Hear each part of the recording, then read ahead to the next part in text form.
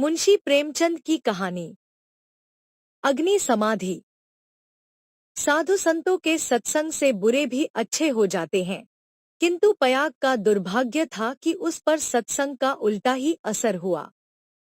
उसे गांजे, चरस और भंग का चस्का पड़ गया, जिसका फल यह हुआ कि एक मेहनती, उद्यमशील युवक आलस्य का उपासक बन बैठा। जीवन संग्राम में यह आनंद कहा। किसी वटवृक्ष के नीचे धूनी जल रही है, एक जटाधारी महात्मा विराज रहे हैं, भक्तजन उन्हें घेरे बैठे हुए हैं और तिल तिल पर चरस के दम लग रहे हैं। बीच बीच में भजन भी हो जाते हैं। मजूरी धतूरी में यह स्वर्ग सुख कहा।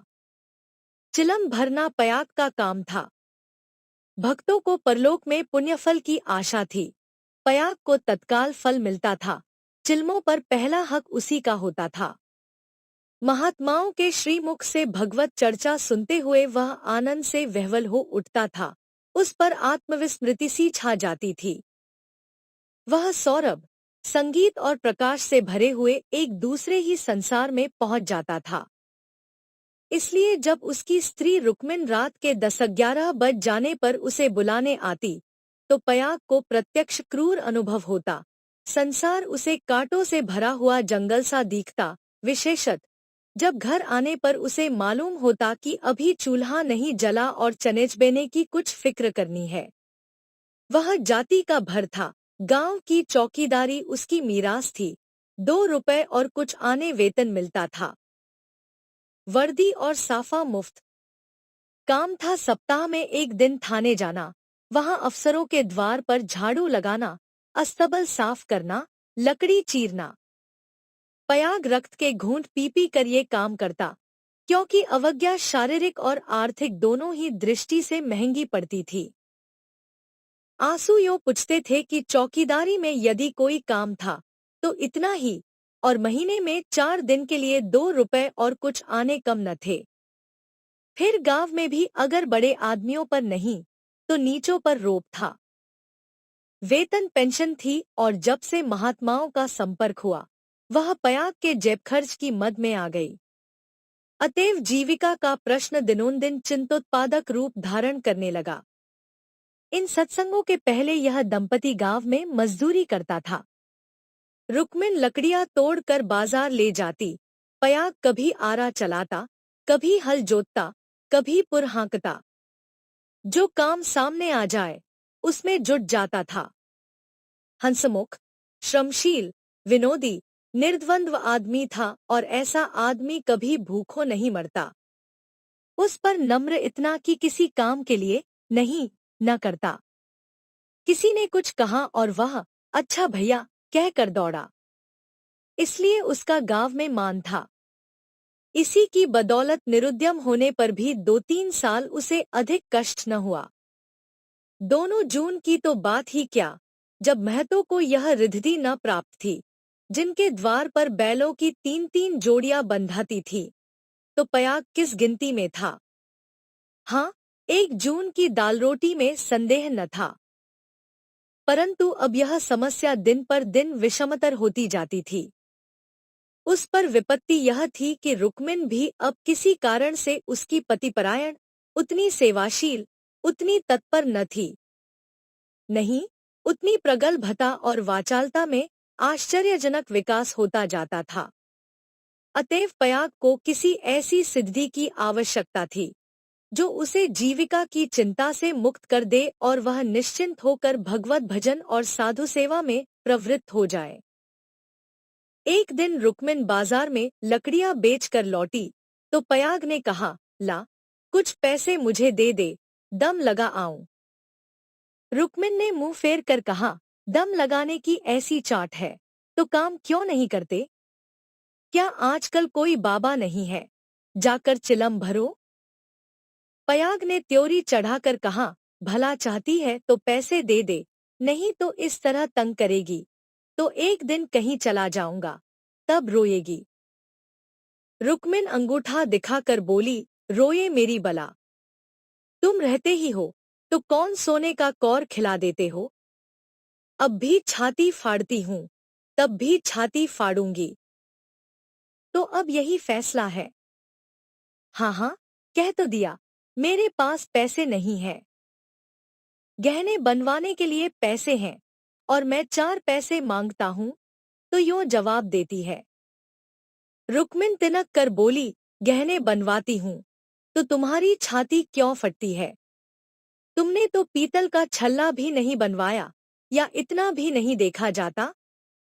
पयाग उस दिन घर न आया। रात के 9 बज गए, तब रुक्मिन ने किवाड़ बंद कर लिए। समझी, गांव में कहीं छिपा बैठा होगा। समझता होगा, मुझे मनाने आएगी, मेरी बला जाती है।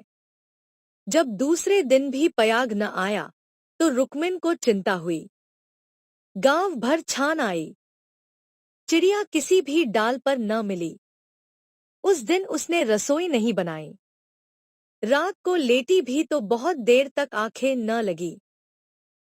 शंका हो रही थी, पयाग सचमुच तो विरक्त नहीं हो गया।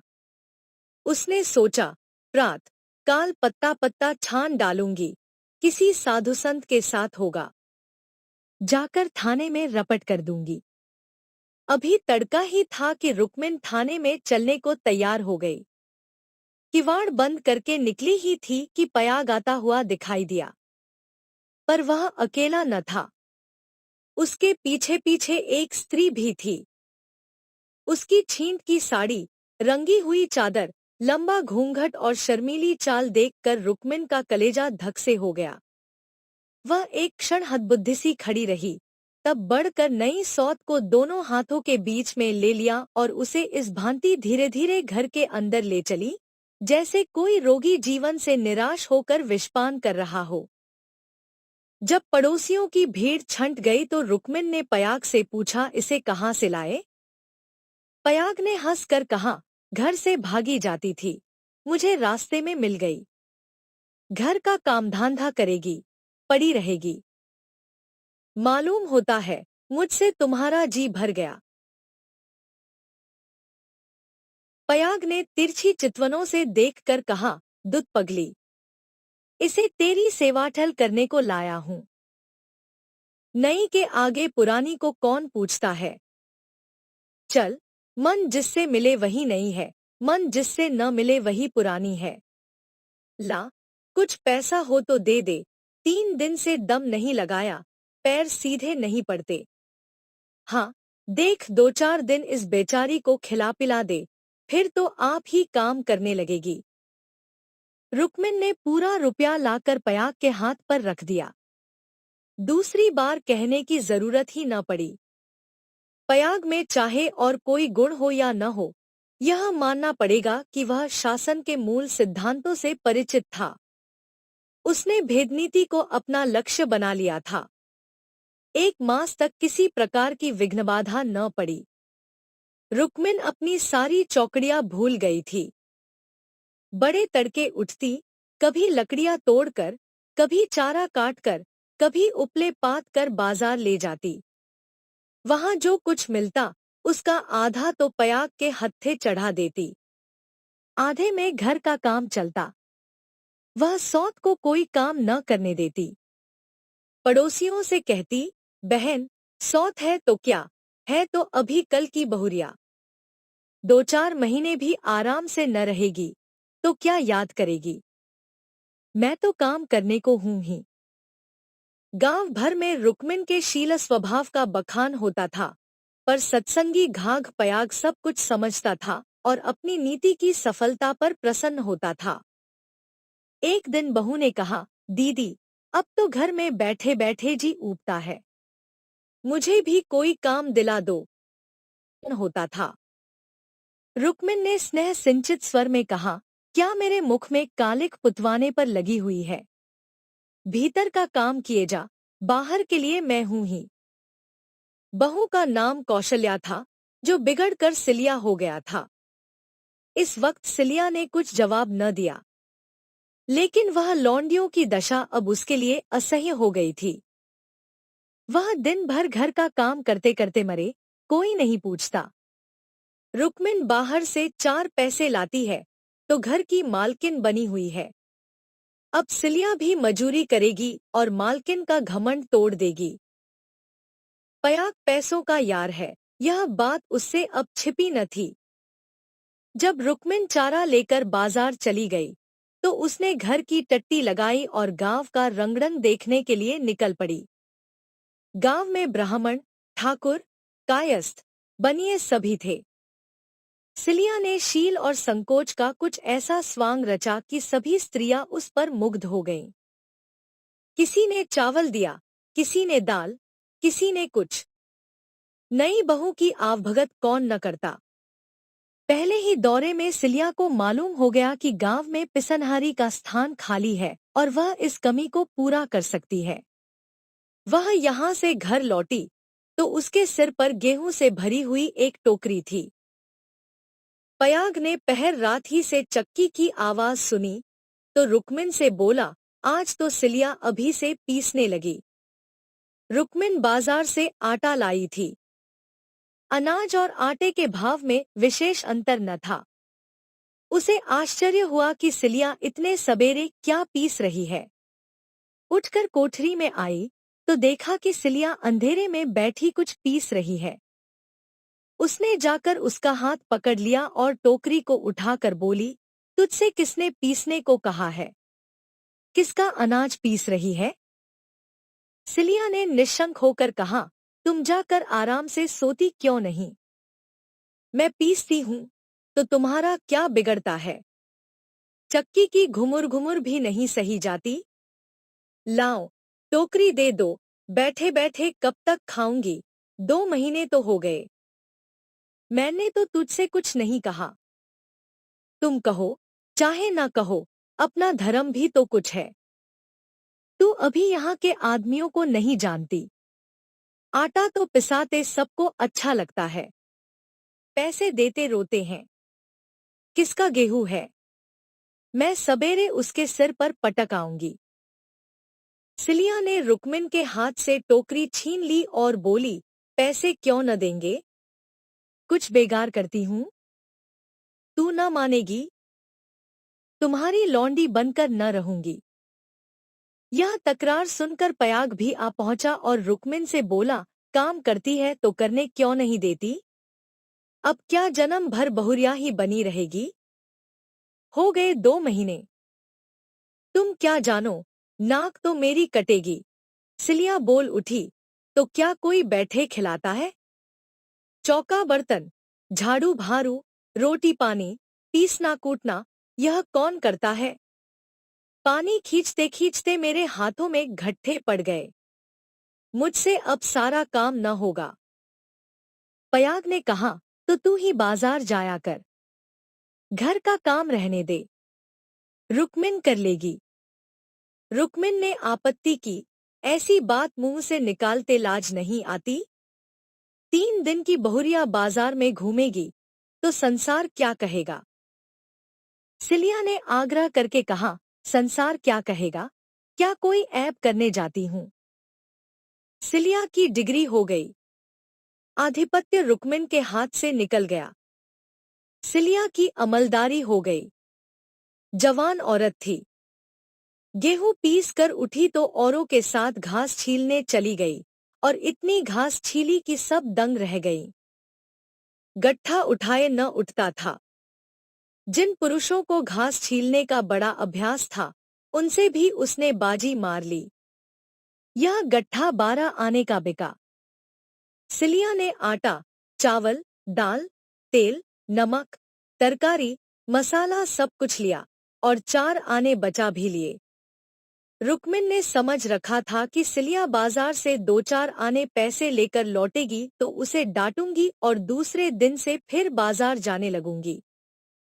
फिर मेरा राज्य हो जाएगा। पर यह सामान देखे तो आंखें खुल गईं। पयाग खाने बैठा तो मसालेदार तरकारी का बखान करने लगा। महीनों से ऐसी स्वादिष्ट वस्तु मयस्सर न हुई थी। बहुत प्रसन्न हुआ। भोजन करके वह बाहर जाने लगा तो सिलिया बरोठे में खड़ी मिल गई। बोला, आज कितने पैसे मिले? 12 आने मिले थे। सब खर्च कर डाले? कुछ बचे हों तो मुझे दे दे। सिलिया ने बचे हुए 4 आने पैसे दे दिए। पयाग पैसे खनखनाता हुआ बोला, तूने तो आज मालामाल कर दिया। रुक्मिन तो 2-4 पैसों ही में टाल देती थी। मुझे गाड़ कर रखना थोड़े ही है। पैसा खाने पीने के लिए है कि गाड़ने के लिए? अब तू ही बाजार जाया कर, रुक्मिन घर का काम करेगी। रुक्मिन और सिलिया में संग्राम छिड़ गया। सिलिया पयाग पर अपना आधिपत्य जमाए रखने के लिए जान तोड़कर परिश्रम करती। पहर रात ही से उसकी चक्की की आवाज कानों में आने लगती। दिन निकलते ही घास लाने चली जाती और जरा देर सुस्ता कर बाजार की राह लेती। वहां से लौटकर भी वह बेकार न बैठती, कभी सन काटती, कभी लकड़ियां तोड़ती। रुक्मिन उसके प्रबंध में बराबर ऐब निकालती और जब अवसर मिलता तो गोबर बटोर कर उपले पातती और गांव में बेचती। पयाग के दोनों हाथों में लड्डू थे। स्त्रियां उसे अधिक से अधिक पैसे देने और स्नेह का अधिकांश देकर अपने अधिकार में लाने का प्रयत्न करती रहतीं, पर सिलिया ने कुछ ऐसी दृढ़ता से आसन जमा लिया था कि किसी तरह हिलाए न हिलती थी। यहाँ तक कि एक दिन दोनों प्रतियोगियों में खुल्लम खुल्ला ठन गई। एक दिन सिलिया घास लेकर लौटी तो पसीने से तर थी। फागुन का महीना था, धूप तेज थी। उसने सोचा, नहा कर तब बाजार जाऊंगी। घास द्वार पर ही रखकर वह तालाब में नहाने चली गई। रुक्मिन ने थोड़ी सी घास निकालकर पड़ोसिन के घर में छिपा दी और गट्ठे को ढीला करके बराबर कर दिया। सिलिया नहा कर लौटी तो घास कम मालूम हुई। रुक्मिन से पूछा। उसने कहा, मैं नहीं जानती। सिलिया ने गालियां देनी शुरू की। जिसने मेरी घास छुई हो, उसकी देह में कीड़े पड़े, उसके बाप और भाई मर जाए, उसकी आंखें फूट जाए। रुक्मिन कुछ देर तक तो जब्त किए बैठी रही, आखिर खून में उबाल आ ही गया। झल्ला कर उठी और सिलिया के 2-3 तमाचे लगा दिए। सिलिया छाती पीट पीट कर रोने लगी। सारा मोहल्ला जमा हो गया। सिलिया की सुबुद्धि और कार्यशीलता सभी की आंखों में खटकती थी। वह सबसे अधिक घास क्यों छीलती है, सबसे ज्यादा लकड़ियां क्यों लाती है, इतने सबेरे क्यों उठती है, इतने पैसे क्यों लाती है, इन कारणों ने उसे पड़ोसियों की सहानुभूति से वंचित कर दिया था। सब उसी को बुरा भला कहने लगी। मुट्ठी भर घास के लिए इतना ऊधम मचा डाला, इतनी घास तो आदमी झाड़ कर फेंक देता है। घास न हुई, सोना हुआ।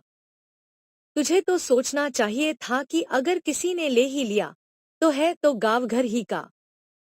बाहर का कोई चोर तो आया नहीं। तूने इतनी गालियां दी, तो किसको दी? पड़ोसियों ही को तो। संयोग से उस दिन पयाग थाने गया हुआ था।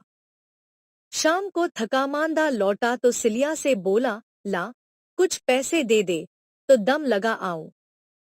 थक कर चूर हो गया हूं। सिलिया उसे देखते ही हाय हाय करके रोने लगी। पयाग ने घबरा कर पूछा, क्या हुआ? क्यों रोती है? कहीं गमी तो नहीं हो गई? नहर से कोई आदमी तो नहीं आया? अब इस घर में मेरा रहना न होगा। अपने घर जाऊंगी। अरे, कुछ मुंह से तो बोल, हुआ क्या? गांव में किसी ने गाली दी है? किसने गाली दी है? घर फूंक दूं, उसका चालान करवा दूं। सिलिया ने रो रो कर सारी कथा कह सुनाई। पयाग पर आज थाने में खूब मार पड़ी थी। झल्लाया हुआ था। वह कथा सुनी तो देह में आग लग गई। रुक्मिन पानी भरने गई थी। वह अभी घड़ा भी न रखने पाई थी कि पयाग उस पर टूट पड़ा और मारते मारते बेदम कर दिया। वह मार का जवाब गालियों से देती थी और पयाग हर एक गाली पर और झल्ला झल्ला कर मारता था। यहाँ तक कि रुक्मिन के घुटने फूट गए, चूड़ियां टूट गईं। सिलिया बीच बीच में कहती जाती थी, वाह रे तेरा दीदा, वाह रे तेरी जबान, ऐसी तो औरत ही नहीं देखी। औरत काहे को, डाइन है, जरा भी मुंह में लगाम नहीं। किंतु रुक्मिन उसकी बातों को मानो सुनती ही न थी। उसकी सारी शक्ति पयाग को कोसने में लगी हुई थी। पयाग मारते मारते थक गया, पर रुक्मिन की जबान न थकी। बस यही रट लगी हुई थी, तू मर जा, तेरी मिट्टी निकले, तुझे भवानी खाया, तुझे मिर्गी आए। पयाग रह रह कर क्रोध से तिलमिला उठता और आकर दो चार लाते जमा देता। पर रुक्मिन को अब शायद चोट ही न लगती थी। वह जगह से हिलती भी न थी। सिर के बाल खोले, जमीन पर बैठी इन्हीं मंत्रों का पाठ कर रही थी। उसके स्वर में अब क्रोध न था, केवल एक उन्मादमय प्रवाह था। उसकी समस्त आत्मा हिंसा कामना की अग्नि से प्रज्वलित हो रही थी। अंधेरा हुआ तो रुक्मिन उठकर एक ओर निकल गई, जैसे आंखों से आंसू की धार निकल जाती है। सिलिया भोजन बना रही थी। उसने उसे जाते देखा भी, पर कुछ पूछा नहीं। द्वार पर पयाग बैठा चिलम पी रहा था। उसने भी कुछ न कहा। जब फसल पकने लगती थी, तो 1.5-2 महीने तक पयाग को हार की देखभाल करनी पड़ती थी। उसे किसानों से दोनों फसलों पर हल पीछे कुछ अनाज बंधा हुआ था। माघ ही में वह हार के बीच में थोड़ी सी जमीन साफ करके एक मड़ैया डाल लेता था और रात को खा पी कर आग, चिलम और तमाखूचस लिए हुए इसी मड़ैया में जाकर पड़ा रहता था। चैत के अंत तक उसका यही नियम रहता था। आजकल वही दिन थे।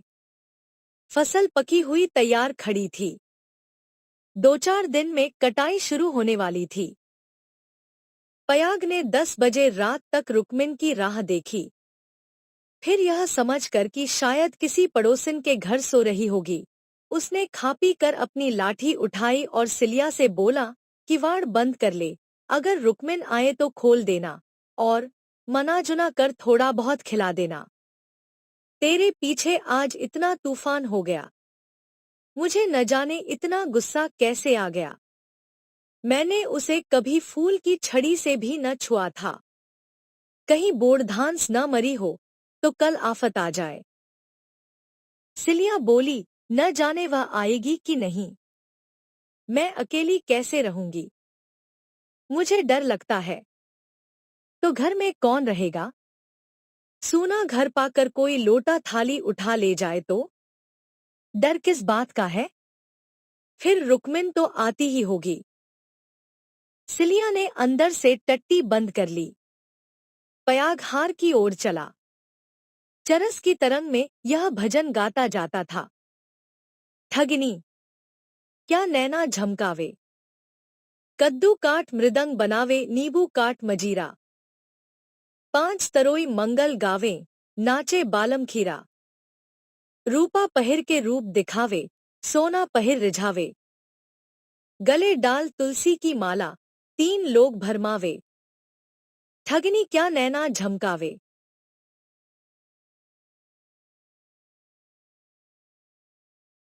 सहसा सिवाने पर पहुंचते ही उसने देखा कि सामने हार में किसी ने आग जलाई। एक क्षण में एक ज्वाला सी दहक उठी। उसने चिल्लाकर पुकारा, कौन है वहां? अरे, यह कौन आग जलाता है? ऊपर उठती हुई ज्वालाओं ने अपनी आग्नेय जहना से उत्तर दिया। अब पयाग को मालूम हुआ कि उसकी मड़ैया में आग लगी हुई है। उसकी छाती धड़कने लगी। इस मड़ैया में आग लगाना रुई के ढेर में आग लगाना था। हवा चल रही थी। मड़ैया के चारों ओर एक हाथ हटकर पकी हुई फसल की चादर सी बिछी हुई थी। रात में भी उनका सुनहरा रंग झलक रहा था। आग की एक लपट, केवल एक जरा सी चिंगारी सारे हार को भस्म कर देगी। सारा गांव तबाह हो जाएगा। इसी हार से मिले हुए दूसरे गांव के भी हार थे, वे भी जल उठेंगे। ओह! लपटें बढ़ती जा रही हैं। अब विलंब करने का समय न था। पयाग ने अपना उपला और चिलम वहीं पटक दिया और कंधे पर लोहबंद लाठी रखकर बेतहाशा मड़ैया की तरफ दौड़ा। मेड़ों से जाने में चक्कर था, इसलिए वह खेतों में से होकर भागा जा रहा था। प्रतिक्षण ज्वाला प्रचंडतर होती जाती थी और पयाग के पांव और तेजी से उठ रहे थे। कोई तेज घोड़ा भी इस वक्त उसे पा न सकता था। अपनी तेजी पर उसे स्वयं आश्चर्य हो रहा था। जान पड़ता था, पांव भूमि पर पड़ते ही नहीं। उसकी आंखें मड़ैया पर लगी हुई थी, दाहिने बाएं से और कुछ न सूझता था। इसी एकाग्रता ने उसके पैरों में पर लगा दिए थे। न दम फूलता था, न पांव थकते थे। 3-4 फरलांग उसने 2 मिनट में तय कर लिए और मड़ैया के पास जा पहुंचा। मड़ैया के आसपास कोई न था। किसने यह कर्म किया है, यह सोचने का मौका न था। उसे खोजने की तो बात ही और थी। पयाग का संदेह रुक्मिन पर हुआ, पर यह क्रोध का समय न था। ज्वालाएं कुचाली बालकों की भांति ठट्ठा मारती, धक्कम धक्का करती, कभी दाहिनी और लपकती और कभी बाईं तरफ। बस ऐसा मालूम होता था कि लपट अब खेत तक पहुंची, अब पहुंची। मानो ज्वालाएं आग्रहपूर्वक क्यारियों की ओर बढ़ती और असफल होकर दूसरी बार फिर दूने वेग से लपकती थी। आग कैसे बुझे? लाठी से पीट कर बुझाने का गौ न था। वह तो निरी मूर्खता थी। फिर क्या हो? फसल जल गई तो फिर वह किसी को मुंह न दिखा सकेगा। आह! गांव में कोहरा मच जाएगा, सर्वनाश हो जाएगा। उसने ज्यादा नहीं सोचा। गवारों को सोचना नहीं आता। पयाग ने लाठी संभाली, जोर से एक छलांग मारकर आग के अंदर मड़ैया के द्वार पर जा पहुंचा। जलती हुई मड़ैया को अपनी लाठी पर उठाया और उसे सिर पर लिए सबसे चौड़ी मेड़ पर गांव की तरफ भागा। ऐसा जान पड़ा मानो कोई अग्नियान हवा में उड़ता चला जा रहा है। फूस की जलती हुई धज्जियां उसके ऊपर गिर रही थी, पर उसे इसका ज्ञान तक न होता था। एक बार एक मूठा अलग होकर उसके हाथ पर गिर पड़ा। सारा हाथ भुन गया, पर उसके पांव पल भर भी नहीं रुके। हाथों में जरा भी हिचक न हुई। हाथों का हिलना खेती का तबाह होना था। पयाग की ओर से अब कोई शंका न थी। अगर भय था तो यही कि मड़ैया का वह केंद्र भाग जहां लाठी का कुंदा डालकर पयाग ने उसे उठाया था, न जल जाए, क्योंकि छेद के फैलते ही मड़ैया उसके ऊपर आ गिरेगी और अग्नि समाधि में मग्न कर देगी। पयाग यह जानता था और हवा की चाल से उड़ा चला जाता था। 4 फरलांग की दौड़ है। मृत्यु अग्नि का रूप धारण किए हुए पयाग के सर पर खेल रही है और गांव की फसल पर। उसकी दौड़ में इतना वेग है कि ज्वालाओं का मुंह पीछे को फिर गया है और उसकी दाहक शक्ति का अधिकांश वायु से लड़ने में लग रहा है। नहीं तो अब तक बीच में आग पहुंच गई होती और हाहाकार मच गया होता। एक फरलांग तो निकल गया। पयाग की हिम्मत ने हार नहीं मानी। वह दूसरा फरलांग भी पूरा हो गया। देखना पयाग, 2 फरलांग की और कसर है। पांव जरा भी सुस्त न हो। ज्वाला लाठी के कुंदे पर पहुंची और तुम्हारे जीवन का अंत है। मरने के बाद भी तुम्हें गालियां मिलेंगी। तुम अनंत काल तक आहों की आग में जलते रहोगे। बस 1 मिनट और। अब केवल 2 खेत और रह गए हैं। सर्वनाश! लाठी का कुंदा निकल गया। मड़ैया नीचे खिसक रही है। अब कोई आशा नहीं। पयाग प्राण छोड़कर दौड़ रहा है। वह किनारे का खेत आ पहुंचा। अब केवल 2 सेकंड का और मामला है। विजय का द्वार सामने 20 हाथ पर खड़ा स्वागत कर रहा है। उधर स्वर्ग है, इधर नरक। मगर वह मड़ैया खिसकती हुई पयाग के सिर पर आ पहुंची। वह अब भी उसे फेंक कर अपनी जान बचा सकता है, पर उसे प्राणों का मोह नहीं। वह उस जलती हुई आग को सिर पर लिए भागा जा रहा है। वहां उसके पांव लड़खड़ाए। अब यह क्रूर अग्निलीला नहीं देखी जाती। एकाएक एक स्त्री सामने के वृक्ष के नीचे से दौड़ती हुई पयाग के पास पहुंची। यह रुक्मिन थी। उसने तुरंत पयाग के सामने आकर गर्दन झुकाई और जलती हुई मड़ैया के नीचे पहुंचकर उसे दोनों हाथों पर ले लिया। उसी दम पयाग मूर्छित होकर गिर पड़ा। उसका सारा मुंह झुलस गया था। रुक्मिन उसके अलाव को लिए 1 सेकंड में खेत के दौड़े पर आ पहुंची, मगर इतनी दूर में उसके हाथ जल गए, मुंह जल गया और कपड़ों में आग लग गई। उसे अब इतनी सुधि भी न थी कि मड़ैया के बाहर निकल आए। वह मड़ैया को लिए हुए गिर पड़ी। इसके बाद कुछ देर तक मड़ैया हिलती रही। रुक्मिन हाथ पांव फेंकती रही। फिर अग्नि ने उसे निगल लिया। रुक्मिन ने अग्निसमाधि ले ली। कुछ देर के बाद पयाग को होश आया। सारी देह जल रही थी। उसने देखा, वृक्ष के नीचे फूस की लाल आग चमक रही है। उठकर दौड़ा और पैर से आग को हटा दिया। नीचे रुक्मिन की अज्जली लाश पड़ी हुई थी। उसने बैठकर दोनों हाथों से मुंह ढांप लिया और रोने लगा। रात काल गांव के लोग पयाग को उठाकर उसके घर ले गए।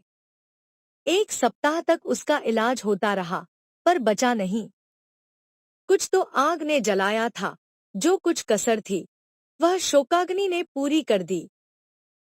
समाप्त। कहानी आपको कैसी लगी? कमेंट करें, लाइक या अनलाइक करें।